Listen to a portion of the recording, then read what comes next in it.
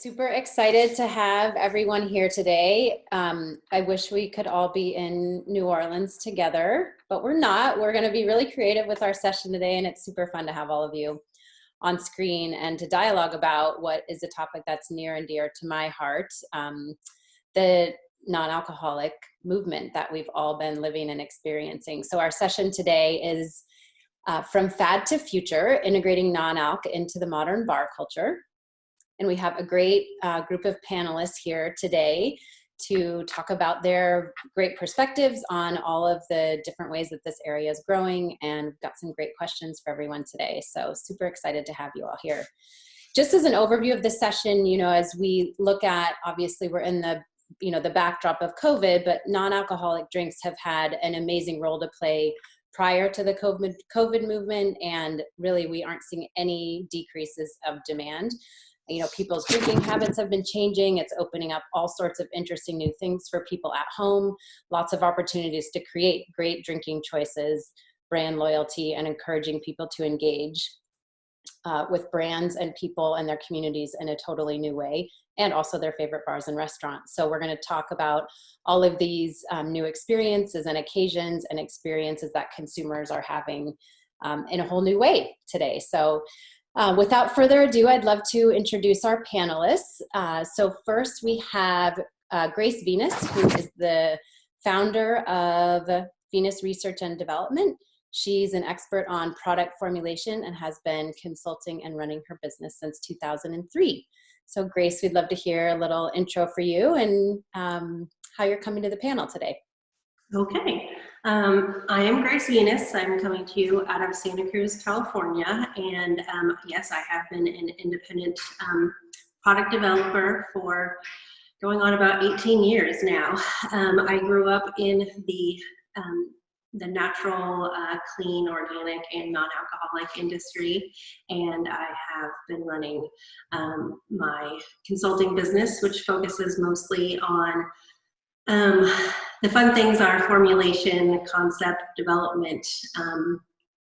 Those are the fun things that keep me going. And then I also get to work on all of the other sort of boring things like regulatory documents and food safety requirements.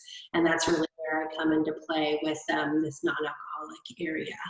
So I work primarily with non-alcoholic companies, and over the last few years, there's been a lot more of them asking for sort of spirit alternatives or cocktail alternatives. And the other thing that I do mostly is what we refer to as CPG, so consumer product goods that you find in the grocery store. And those are definitely moving more towards not just grocery, but e-commerce. So I'm working on a lot of those things, and as I said, mostly non-alcoholic. Great. Really happy to have you join us today. Next I'd like to introduce Devon Tarby from the hospitality group. She's a partner at Proprietors, LLC. She's been a bar consultant with years and years of experience and a great pipeline of bar concepts. So Devon, why don't you give us a little bit of your background? Yeah, thank you so much.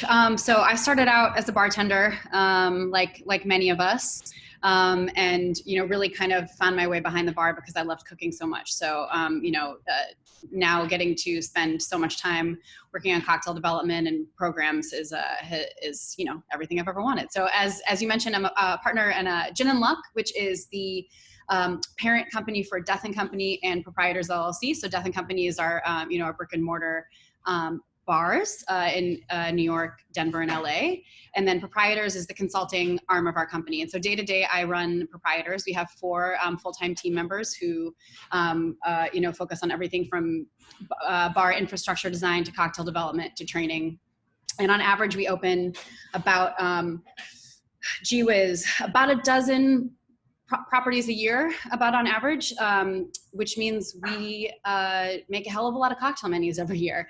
And increasingly, what once was sort of an afterthought, the non-alcoholic space. When I was growing up behind the bar, it was, oh, sure, we can make a ginger beer, just take out the booze and double the non-alcoholic ingredients. What once was sort of that approach has become very different, and not only in terms of what we're interested in putting on a menu, but what our clients ask from us, which has been kind of a real paradigm shift. I can't think of a single client in the last 2 years that hasn't made it a point to say at the beginning of the program development, we want to make sure that we have a non-alcoholic section called out on the menu, that it's not an afterthought, that the drinks are just as special as everything else on the menu. So, it's certainly extended beyond kind of the niche area of craft, cocktail bartenders and into hotels and other kind of larger venues. And so, with that in mind, we're always looking for new tools for our toolkit, so to speak. So love speaking with all of you guys and whenever I get the chance to, which luckily I have a few times over the last few years, and seeing what everyone's up to and what new stuff we get to play with. Great. Thanks for the intro. We're really happy to have you. Next, we have Lorelei, who is the founder of Listen Bar in Brooklyn, now taking on a whole new meaning of founder and location and what this looks like, and also an amazing advocate in the non-alc space.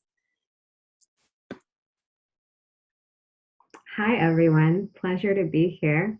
So yes, I am Lorelei. I'm the founder of Listen Bar, which is an alcohol-free bar started here in Brooklyn.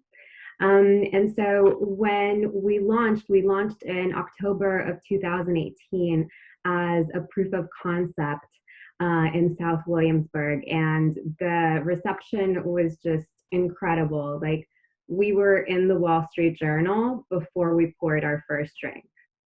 And then ever since then, we've just been throwing parties all over New York City, have had incredible press, have built this really strong following. We even had Snoop Dogg reach out to get a drink named after him. And it's been this real kind of paradigm shift and culture shift in what it means to have a bar, especially because our bar is very rowdy. Also, when I say that we've been all over New York City, that means that Listen Bar is not confined to one physical space. So we have thrown pop-up parties in different venues. And now with COVID, originally we were actually supposed to launch a world tour, US and then international. And then that happened right before COVID. So we really pivoted into new experiences. And so that's one of the things that I find really interesting in my story with Listen Bar. I come from innovation, branding, advertising, and then innovation consulting. And so one of my big focuses with Listen Bar has been really rethinking the business model outside of the traditional bar business model. So right now we're about to launch a mastermind series for reinventing nightlife. And we're about to put out our own research report. And so we're doing all of these very new, interesting things that sort of push the boundaries of what it means to be a bar in general and an alcohol-free bar in particular. Great. Thanks, Lorelei. Great to have you on. And next, I'd like to introduce John deBary. He is an author of very recently released book, Drink What You Want, and the founder of Proto, a non-alcoholic drinks company. So welcome, John, and also the founder of Restaurant Workers Community Foundation, which has been an amazing advocate for so much that's been happening during this time. So really a threefold universe for John amongst many things. Well, thank you for that. Very flattering. It's nice to be here. Hi, everyone. I'm similar to Devon, that I got my start as a bartender and started working at a PDT, cocktail bar in the East Village, and then I worked for Momofuku for just about 9 years. I worked as the bar director for 5 of those 9 years and opened 10 restaurants for the group and trained, can't even count how many people I've trained on how to make or think about or talk drinks.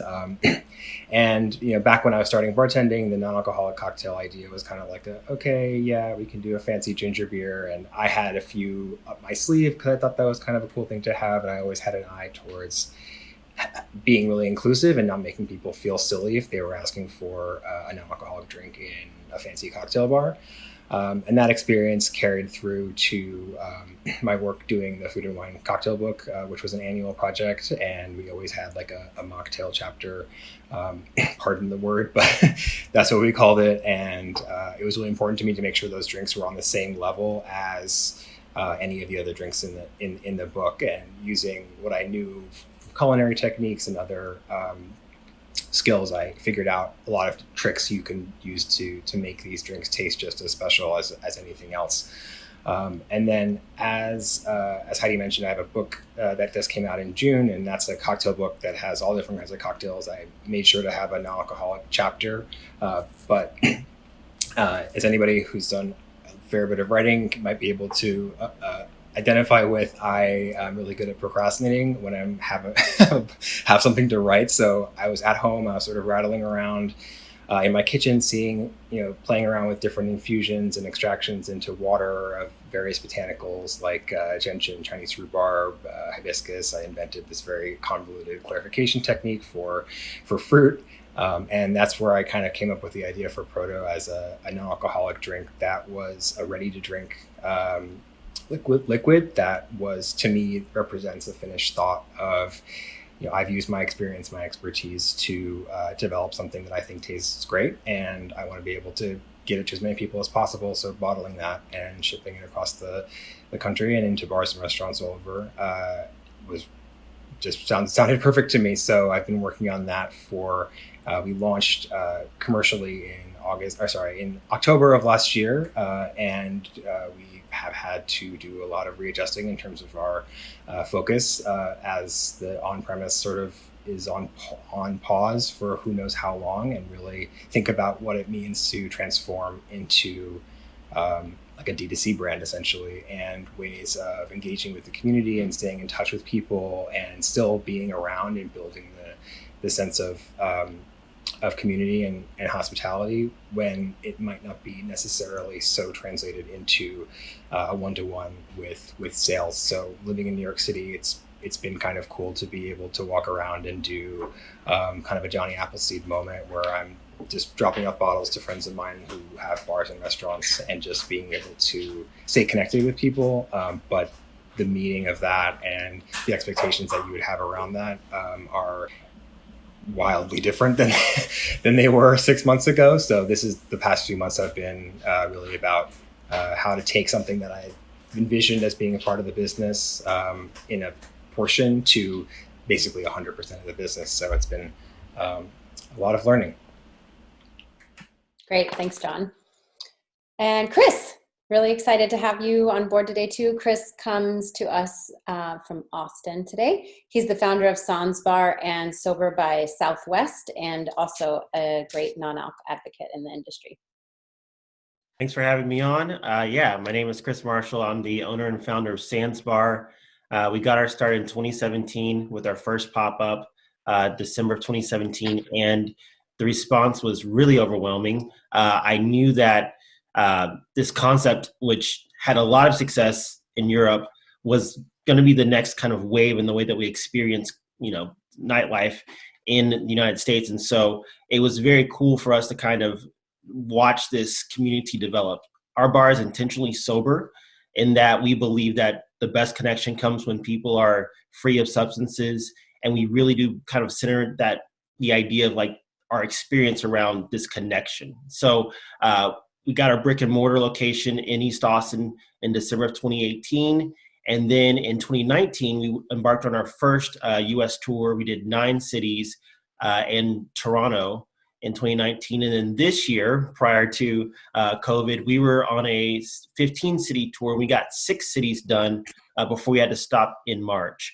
And so on these tours, we're doing these one-night pop-up events where we're really bringing the community in that city together around these great products, some ready to drink, some zero-proof cocktails, and we're really having fun with this idea that you can do more than just, have a booze-filled night. And so with these experiences, we're seeing kind of growth around the understanding of what it means to engage in a sober way. And then as COVID became, the way we looked at the world, we had to do a pivot and moved all our events to online to what we call Sandsbar Where You Are. And so we've done 3 Sandsbar Where You Are events where we offer the Sandsbar experience, virtually. And we have these kits that go out. And so it's really about bringing the experience of Sandsbar to the customer. Great, welcome.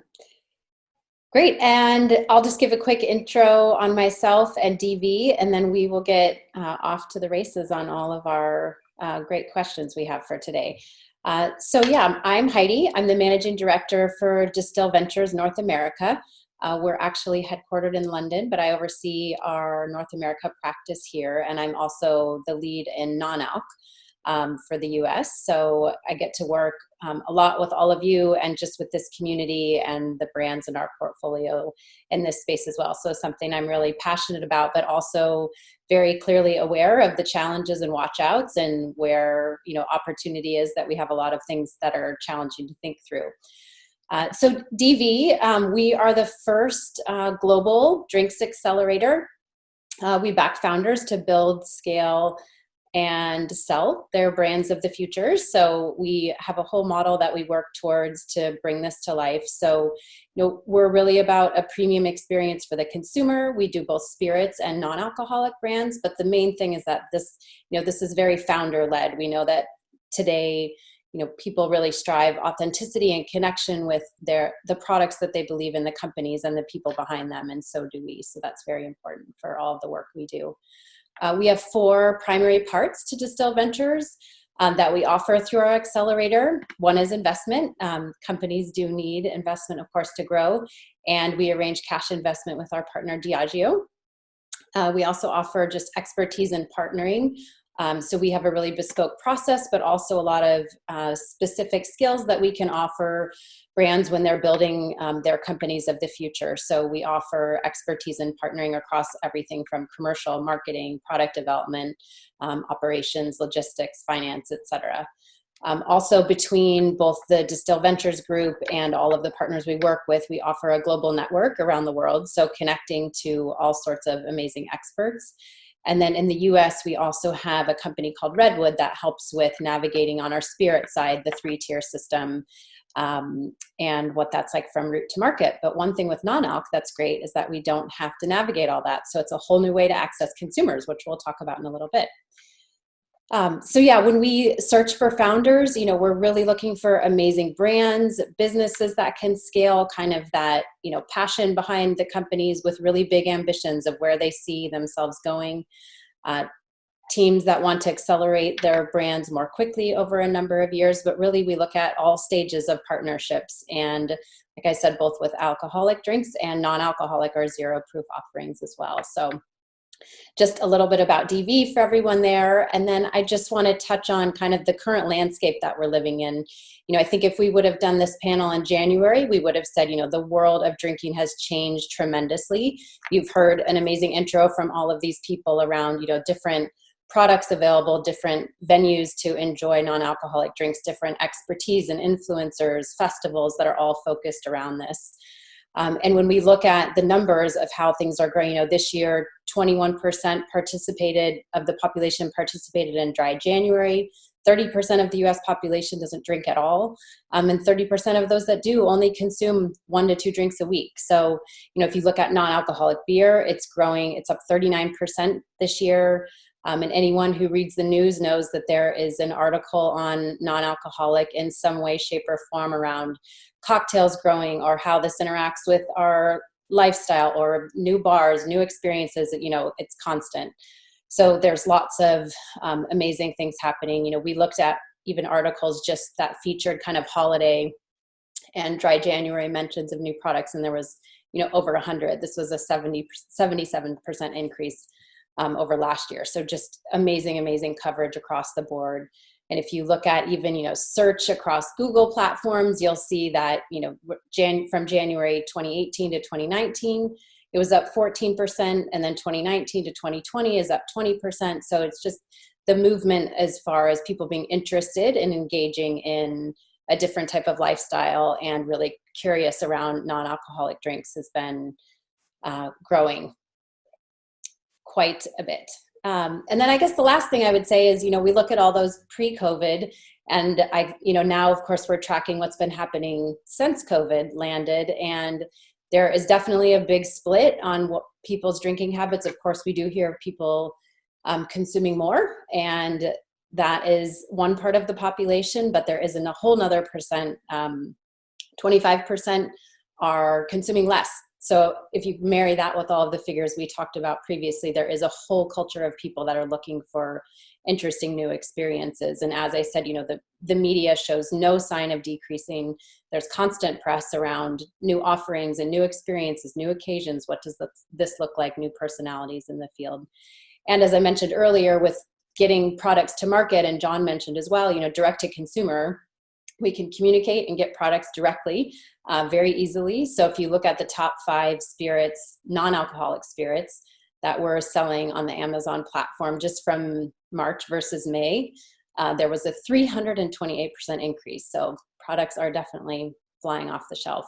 And, like I said, I've been the non-alc lead for our practice for the last couple of years. And the US has been a couple of years behind European markets. But really, just even in the last 4 weeks, the amount of inquiries we're getting and things you're seeing with new product launches is just continues to grow. So it's really exciting times. So with that, we're going to start with our first section and just kind of talk about, the current climate and challenges. Is this a flash in the pan or here to stay? And based on a lot of the things that I just mentioned, I do think there is a strong argument to say this is here to stay, but we definitely want to hear from you. So, certainly more energy, conversation, press, interest in the category.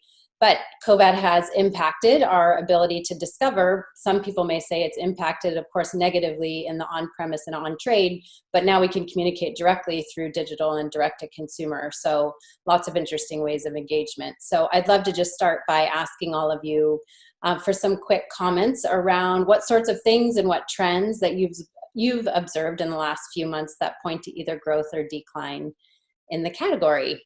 So Devon, why don't you kick off for us? Yeah, absolutely. Well, I think that, the subject of immunity is certainly, a relevant one right now in the post-COVID landscape. All of the ways in which our business is impacted aside, I know for myself personally, and most of the people in my circle have been, keeping a much closer eye on taking care of our immune systems because there's this virus out there that's going to seem to be there. It seems like it's going to be here for a while, until there's a vaccine. And so I think that, couple that with, I think still a desire to be social and get out of the house and do something that's not, within the 4 walls of where you live. I think those two things together, position non-alc really well right now. Obviously, it's been on the rise, but I think that in spite of all the challenges our industry is facing, I really believe that this area is well poised right now to continue growth. Also, another thing that's definitely worth mentioning is state to state regulations obviously have been different around alcohol. A lot of states have loosened up on the regulations around licensing, allowing to-go cocktails, allowing food delivery services to deliver alcohol. And that's been really great for a lot of us in the states where that's allowed, but that's not going to last forever. So, I think finding ways to provide delicious drinks for people, and still be able to kind of have those off-premise, what's the word I'm looking for? To have the opportunity, those off-premise opportunities, if and when those licenses do kind of get pulled back and we can't deliver alcohol, I think having one additional thing that we can sell to our guests is going to be really helpful. Great, thanks, Devon. John, how about you? It's hard to say because the brand itself is so new, so I don't have a lot of back data on it. But to me, anecdotally, I think that maybe just broadly speaking, I think that the pandemic has sort of accelerated a lot of things in our society that were kind of already happening, and I think that this is no different. Just in my own experience of talking to friends and people in the industry, people who are bartenders or beverage directors or you name it, I think like every other conversation I have with someone is like, oh, you know, I'm actually doing a dry August, or I drank for a couple of weeks when lockdown first started, and now I'm totally over it, and now I haven't had alcohol in like 3 months. So I think that this is kind of triggering a lot of thinking that people have had already, maybe regarding their consumption of alcohol, where prior to this, maybe they were always kind of like, maybe I should drink less, or what are the options, or, you know, just kind of reconsidering the habitual drinking of alcohol, which can be fine. But I think now what Devon said, with like people are kind of more acutely aware of the fragility of their own bodies. It's just people have it on their mind more, and they're thinking about taking care of themselves in as many ways as they think are appropriate. And I think non-alc drinks that are just as enjoyable, provide this like rich sensory experience, are really becoming more and more important to people. And I'm just seeing that in my own circles of people just kind of giving up alcohol, and not even in a very serious way, but just kind of like, oh yeah, you know, I actually just kind of casually stopped drinking. And now, you know, they're looking for things to do, you know, that aren't that, you know, double shot of bourbon at the end of the night. You know, it's been a cool thing to observe. But then again, when you're working, you know, for me, I think the challenge for me is that I don't represent something of an easy swap. So it's like a non-alcoholic spirit is kind of the education piece is a little simpler. Whereas for me, there's a lot of different steps you need to take in order to get to the point where a person actually understands what you're saying and thinks that, you know, they're on board.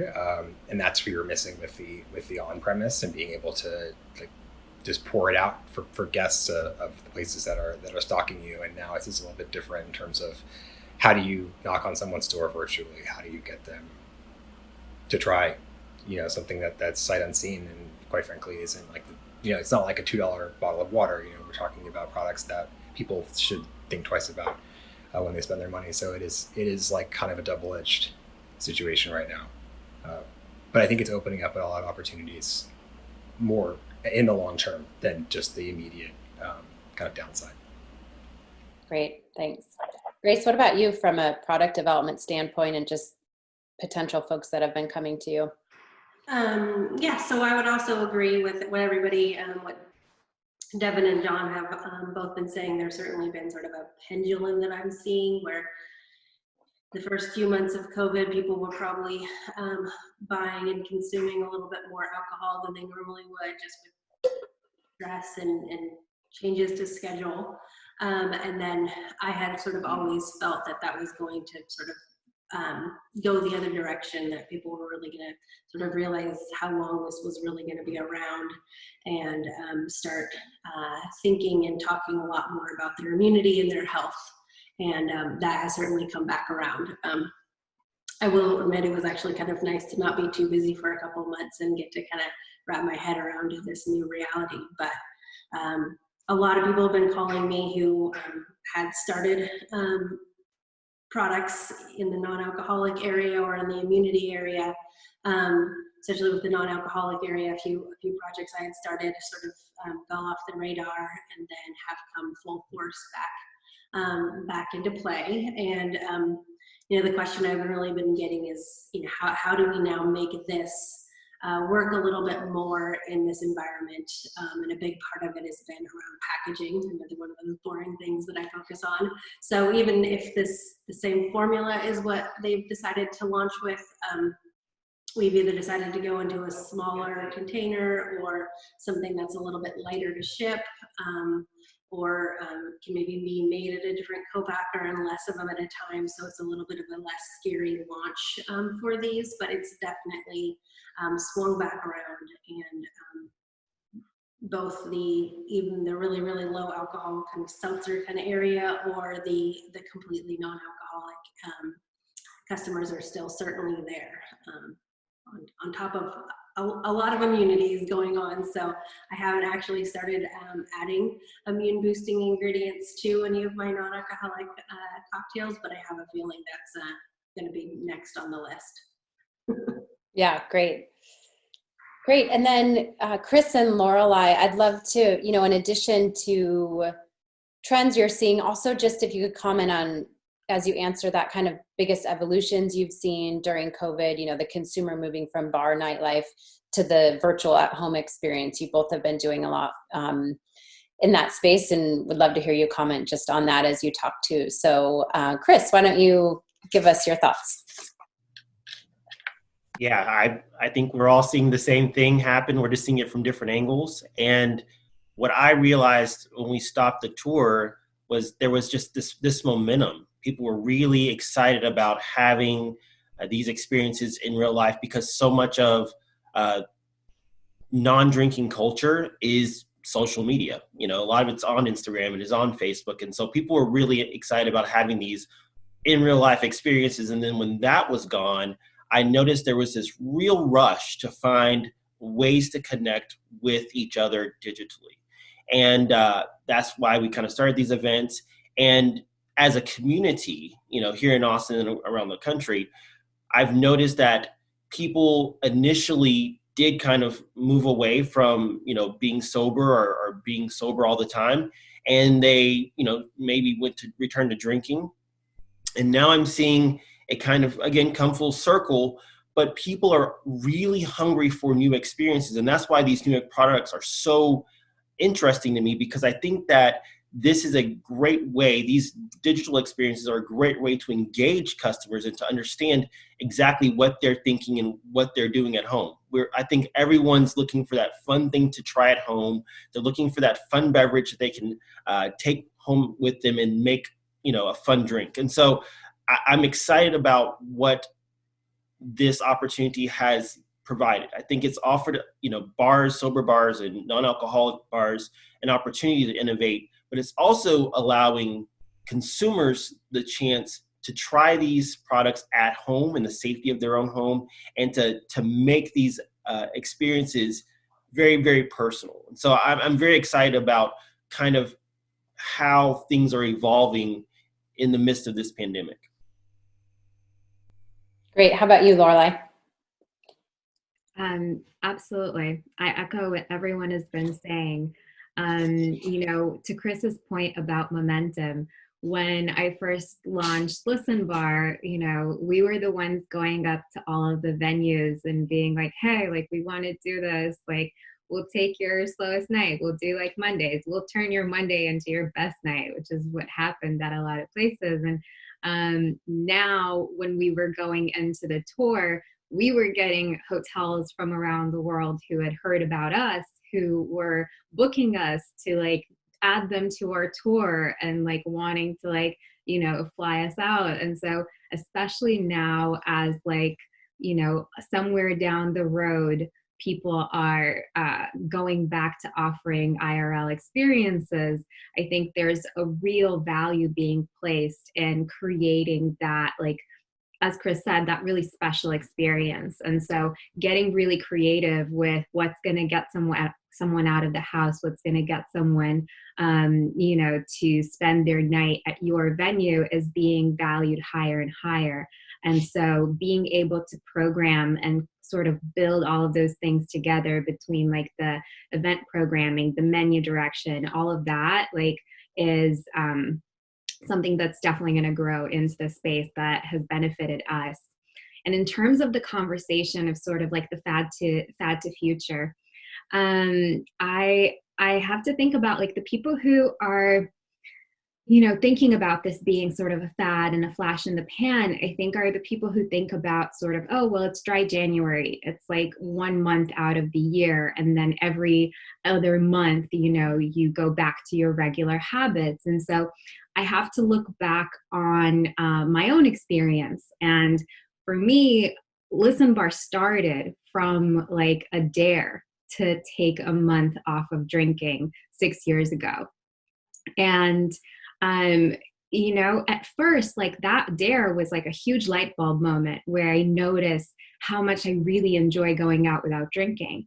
But there was very much sort of like an incubation period of kind of taking in these new skills and adapting them into my lifestyle. And while I'm still someone who drinks whenever I want to.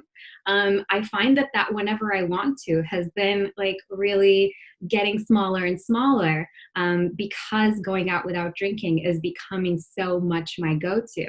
And so I think it's really important to notice that, yes, it might be like a tiny little spark, a tiny little seed, like, you know, you just come to one of our parties like one night.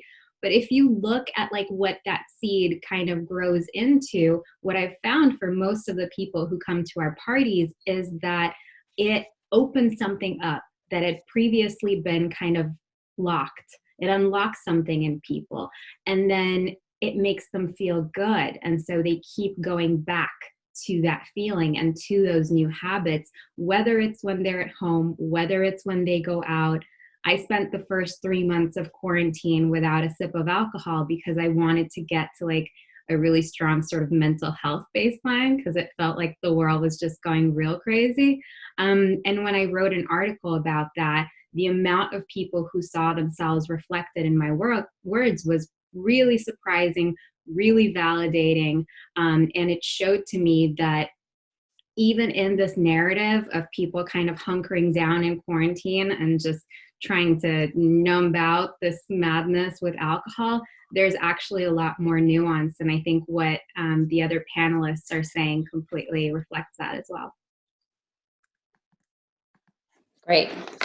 Thank you. So let's pivot a little bit and talk about both the at-home experience in the COVID era, and also non-alc and the on-premise. You know, when we originally put this panel together, we were primarily going to be talking about the on-premise and the role that non-alc plays there. But now we really have, I think, a responsibility and interest in, you know, what that experience is like at home, and however you may take that beyond your doors, if it's the outside environment or some on-premise, you know, opening in different ways. So from the at-home experience, you know, you've touched both Lorelei and Chris and a little bit John, and ways you've been able to communicate about your products, services, and how you see this evolving to be a bit more of the norm in the at-home environment. And just wanted to have you reflect on what has been the biggest differences and how you think that some of your learnings will carry you forward as you build your both your experiences with consumers and whether it's a product or service or what that might look like. Lorelei, why don't you take that and just kind of, because I know you were on that thought a bit, maybe continue a bit on your thinking there of how you see that evolving for you. Totally. And I think that there have been such different phases within like what people are craving during this time. Like when we first went into quarantine, at first it was just, oh my God, we're all like stuck and alone and we want to be connected like now. And so we started doing virtual happy hours, and we started sort of teaching some of our alcohol-free cocktails as part of those happy hours, so that people could, you know, tinker a little bit in their own kitchen. Even though we have a mix of sort of experience levels with our cocktails, some are definitely for like the more advanced mixologists and some are more sort of home bartender friendly. I've gotten a ton of requests for product recommendations. I'm seeing in different groups that I'm active in, there's definitely a huge increase in that kind of home bartender level desire to explore new products. And so that is really cool and fun. But then once that kind of initial wave of quarantine sort of passed, there was that, you know, Zoom fatigue that no one, if anyone could help it, like none of us wanted to be in front of a computer in order to socialize, especially as the weather was getting nicer and, you know, people were starting to figure out how to like meet in a safe way. And so we try to keep our experiences very nimble and very responsive to what people may need at a certain point in time. And also to notice for ourselves, like behind the scenes on the team, like what are the experiences that we're participating in that are sort of nourishing us?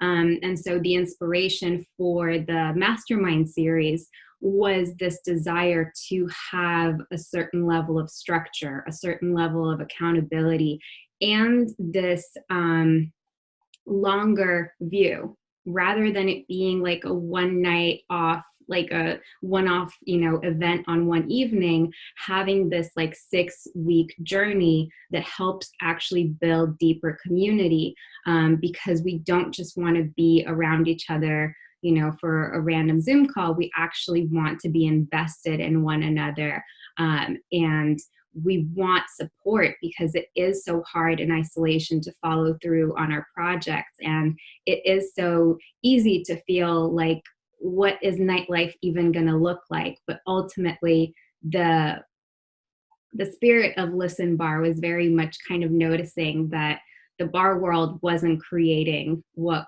we wanted. And so it was like, well, if no one's doing it, like, we got to be the ones doing it ourselves. So that's sort of the spirit that has inspired this Mastermind series. And I think even beyond like this one experience or this one thing, I think that our needs are going to continue to shift. What's happening in culture when the conversation is still very much focused on racial justice right now. So that's informing, that's never going to go away, I hope, after this.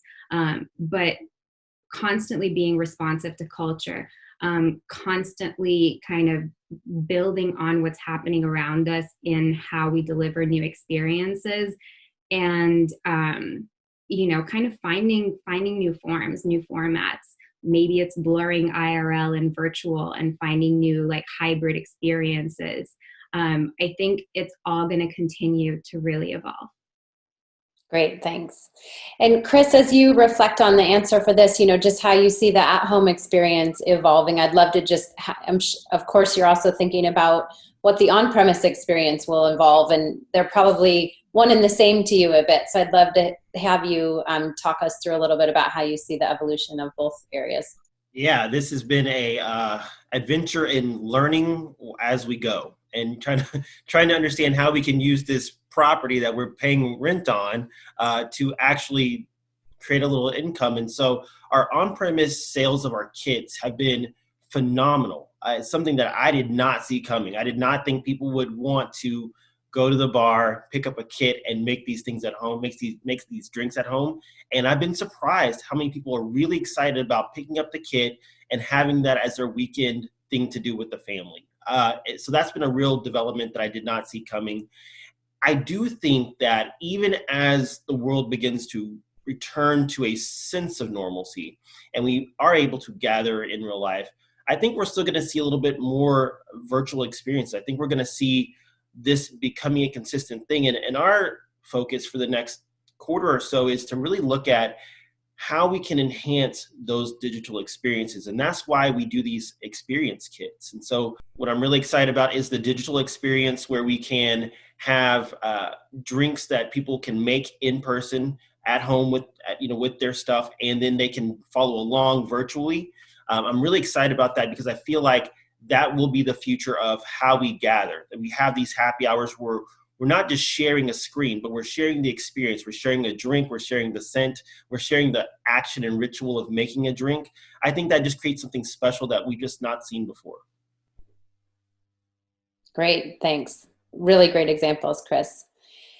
Devon, I'd love to hear your latest on this. You shared with us that you're working on maybe more creative menus and more of them than ever, and you have a really interesting lens into potentially what on-premise is moving forward like and what that's going to look like from your end. I'd love to hear you talk about that a little.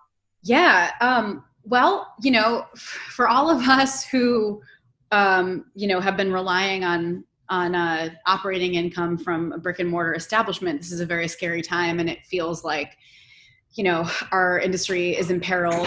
And it is in a lot of ways, but what has become very clear to us with the influx of consulting opportunities that have come our way since this pandemic started is that there's still people investing in hospitality. So everyone can just, at least have take that bit of good news, at least from what we've seen. People are still opening bars, building bars, maybe not this year. But certainly, looking to the future, we've had new business at roughly the same rate that we always do. So we were as surprised as anyone really that's the case, but we're very grateful. And so we've been busy throughout this, but, I think kind of a common theme among everyone that's reached out to us is the understanding that, while the hospitality will come back eventually, early, maybe it's not exactly what it was before this, but it's not going anywhere. And while that may be the case, there's no room for mediocrity any longer. And that's kind of been the common theme with everyone that's come to us, is saying, we were working on this project, we were set to open a year from now, and we decided we really want to get off on the right foot, and so we want to talk to consultants to come help us. Or we just opened a few months before the pandemic started, and it was, we were doing well, but we know when we reopen, there's no room for error here, and we really want to make it special. Or places that just shut down for the period that they shut down, and they want to come back and offer something new to their guests, so that people have a reason to keep coming back. So, while places are still opening, it definitely seems like everyone is sort of stepping up to a certain standard. And so that means, to us, that means making sure that we are following a rule that we always follow, but even more so now, which is to make sure that there is really something for everybody and nobody feels excluded, and that, whatever venue you're dealing with, you're giving people multiple reasons to come.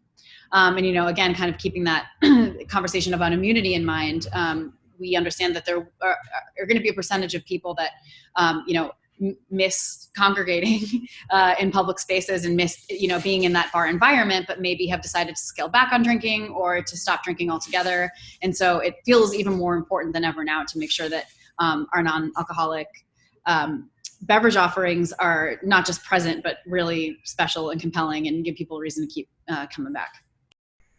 Great, thanks.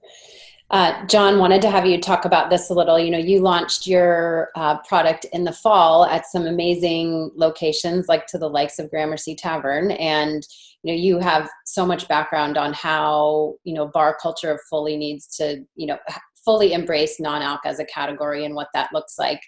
Would love to just hear you talk about, your experience then and how you see that evolving, but also just how you handled that from a pricing proposition, both like working directly with the bar and how they had to communicate that to consumers. So sort of that bridge of non-alc and the on-premise, but really into the value proposition and what that looks like.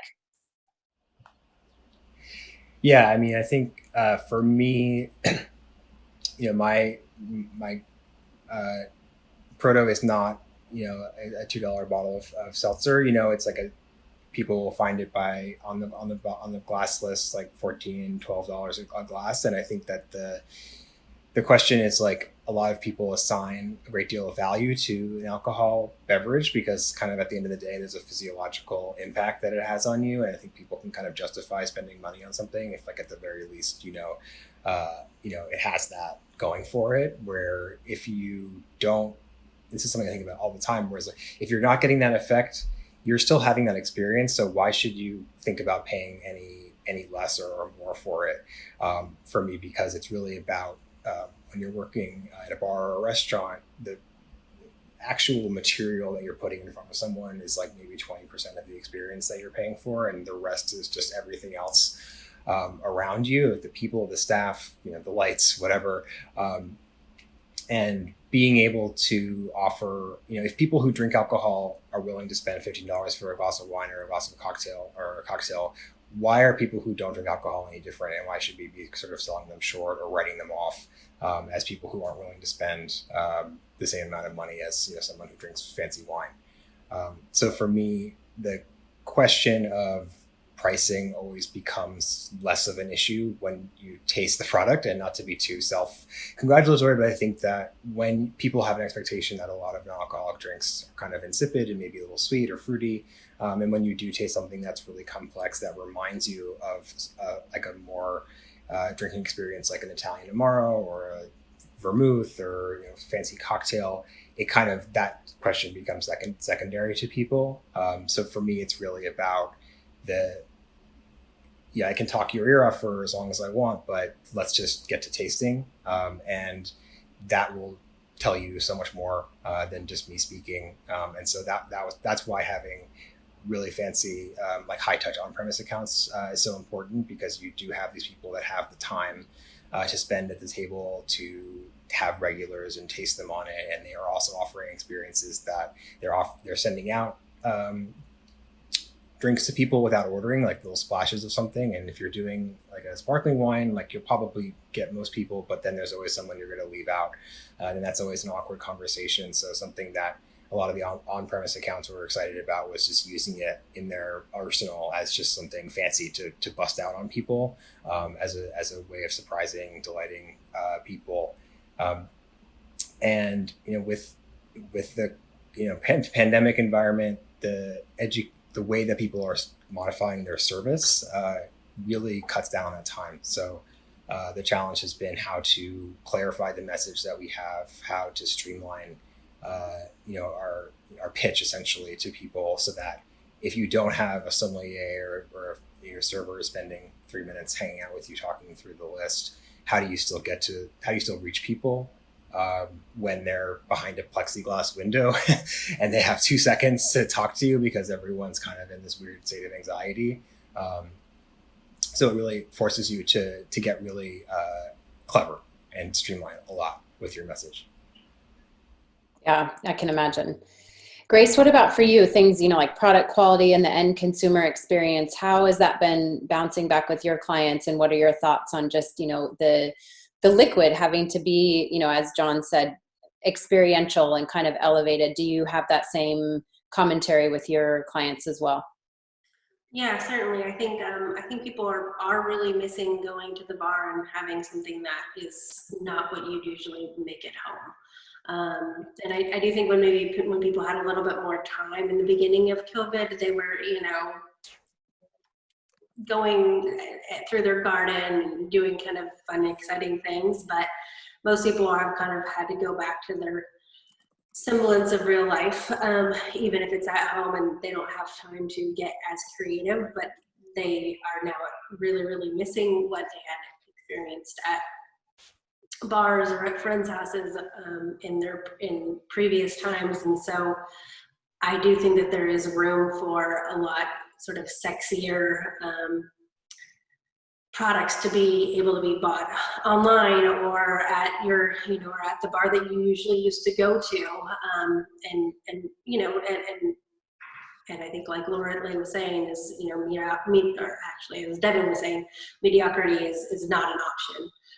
If you're going to spend the money out and really get something lovely that you're thinking about, you really want the quality to be there.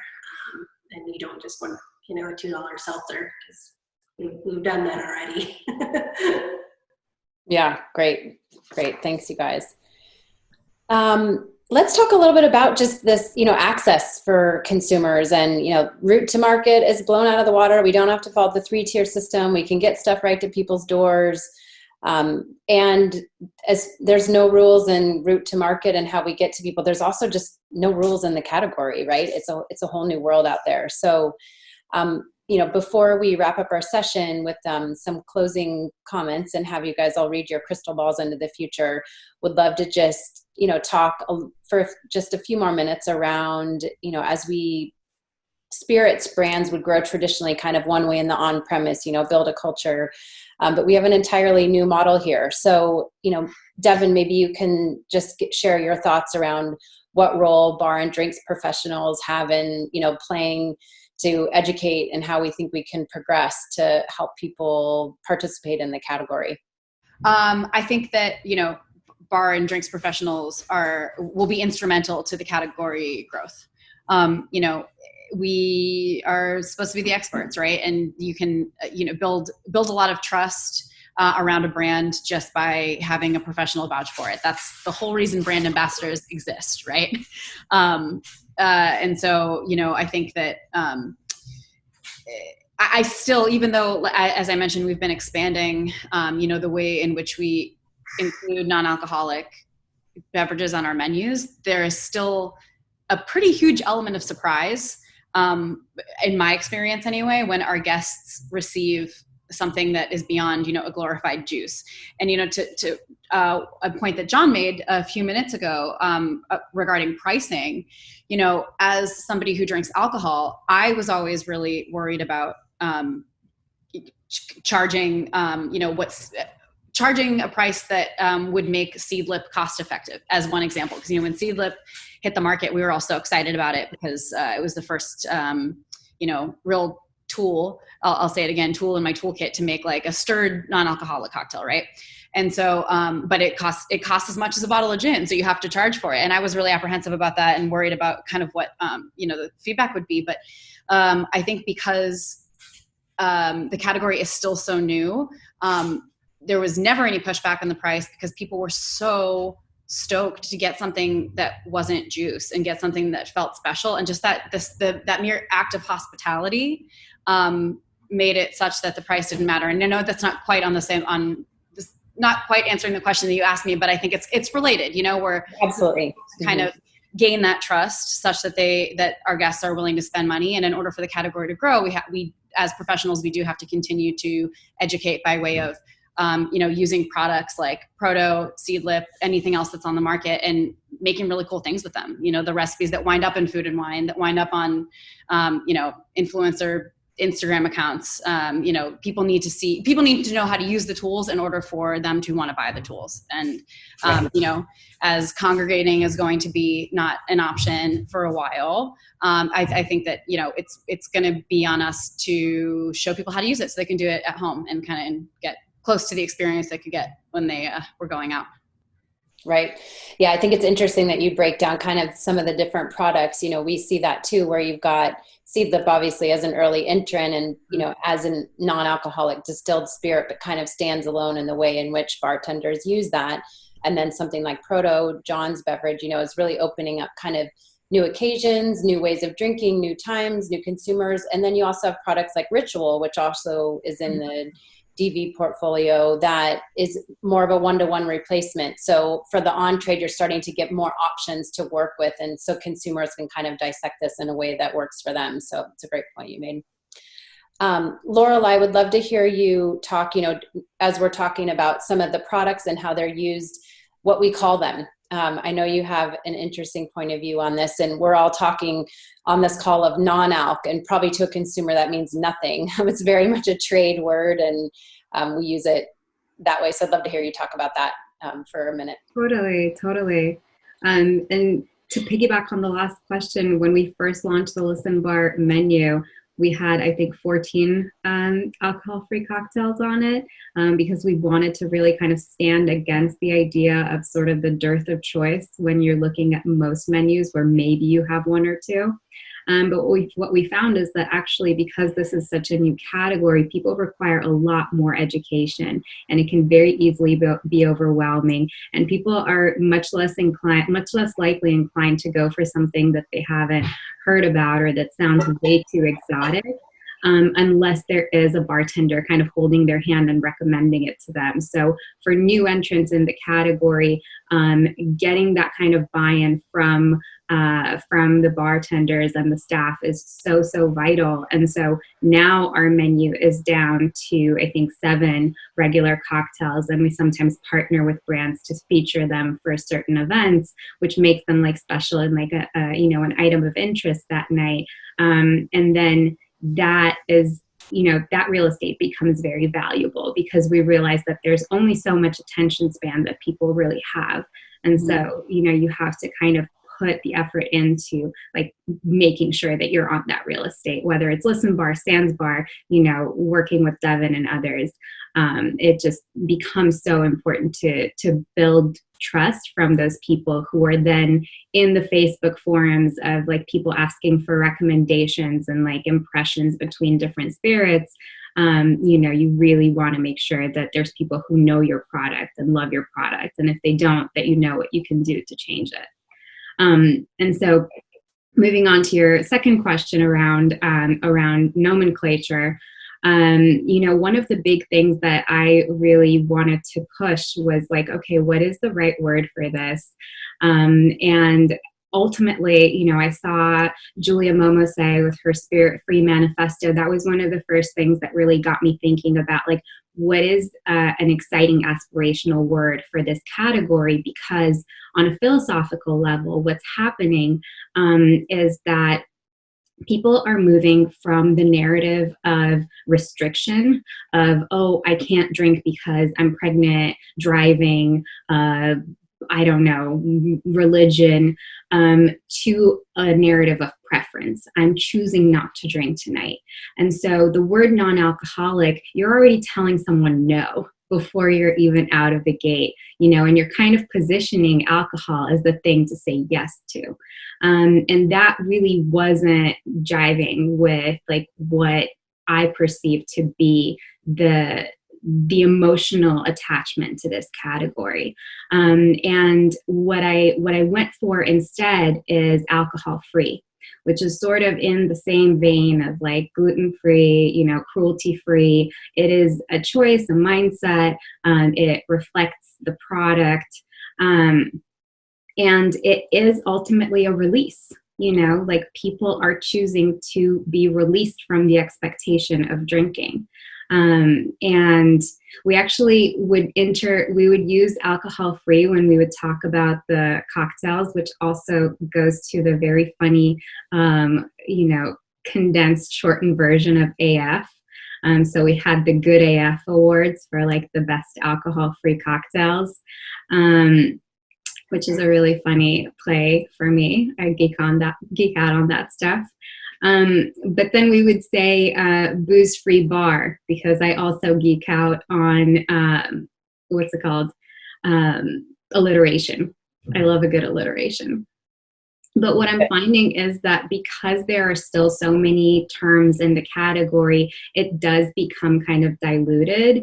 You know, collectively, I think behind, you know, in the industry, we've all kind of moved away from the term mocktail and the association of sugary, fruity drinks, but that is still a term that people are using as consumers.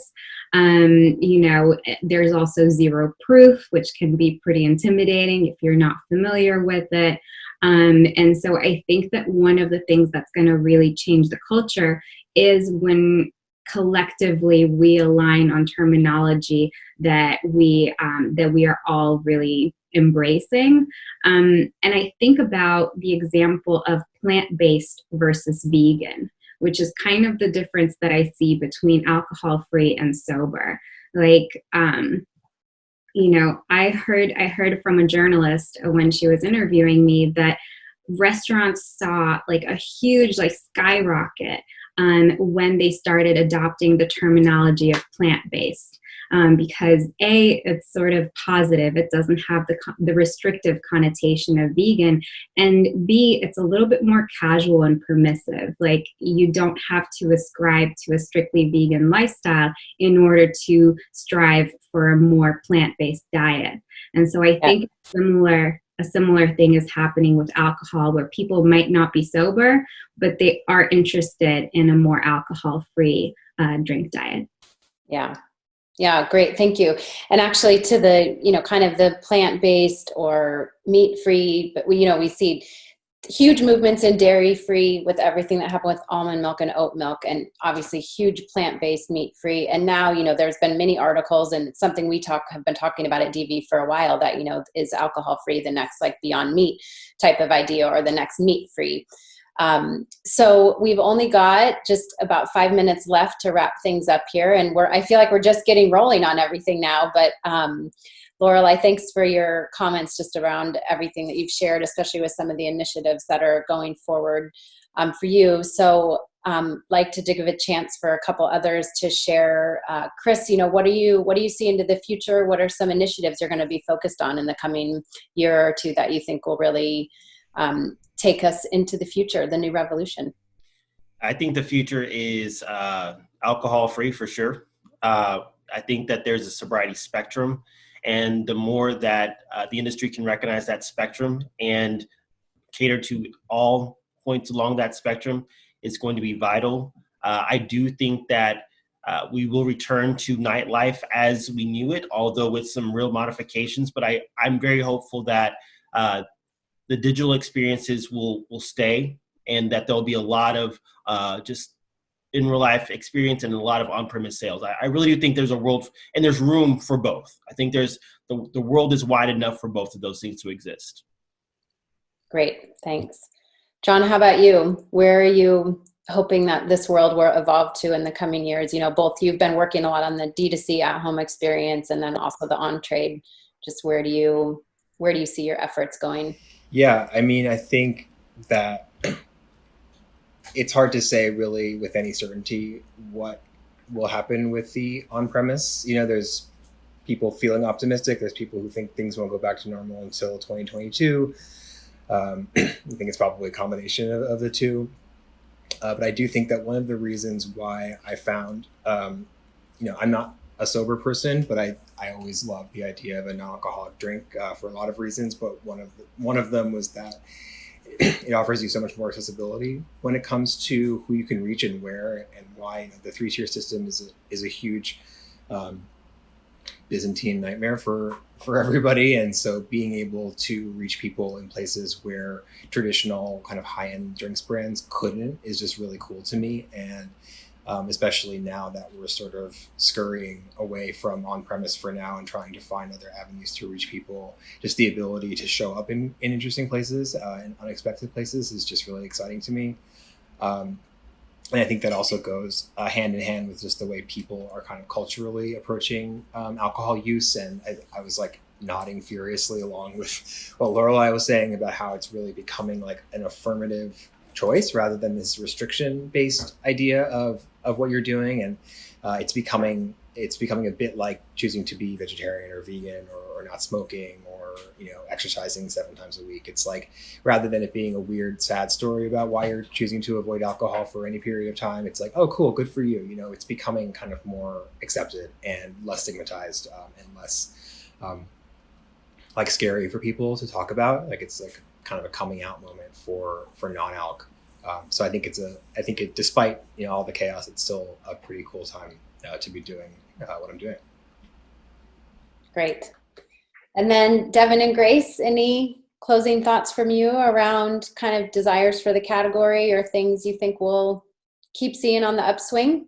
I'm gonna do mine real quick because I don't know if you can tell, I just moved into a brand new facility and I can tell somebody's starting to do construction above me right now. Okay. Yeah, I feel like it's still really bright. I will say I've been loving hearing Lorelei's version of taking the word non and no out of it and making it a little bit closer to something that anybody would have. So I'm definitely going to end on that note and kind of try and remind my clients coming my way that there's sort of a different way of looking at things as well. So thank you guys for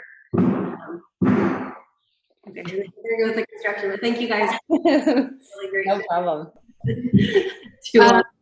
Yeah, and Devon, how about you? Wrap us up. Yeah, I mean, to echo what everyone just said, Lorelei, the conversation about language comes up all the time with our clients. Every time we make a menu, we have the same kind of conundrum, like, this non seems like a terrible way to set this up. I love everything you just said. I love it. I'm gonna take a lot of that. Thank you. But I think just to build on that a little bit, it's important to remember that it doesn't have to be all or nothing in a night. You know, I happen to have a much higher tolerance than my fiance. And so if we're out, at a bar, he'll take a break sometimes in the middle of our drinking experience and have a couple of low ABV or non-alcoholic drinks and then go back to a Negroni after that. Just to, be able to control the overall kind of ABV consumption on any given night. So I think that's kind of what one of the most exciting things to me about it is really like giving everyone that level of control, whether you're choosing to drink that night or not. It kind of can be there for everybody. Great. Thank you. Yeah, I would echo, thanks so much, everybody. Great comments from all of you. And I do agree. I think it's so much just about choice, right? And we're all in hospitality and we're here to help consumers connect the dots on things that improve their lives and experiences and to offer whatever choice that may be. To echo what all of you have said is absolutely that. So thanks so much, everybody, for being on today, and super excited that we all got to engage in kind of a living room format, different locations and times all around the country. And hopefully next year we can do the next version in a year and see where we're at and do it in person.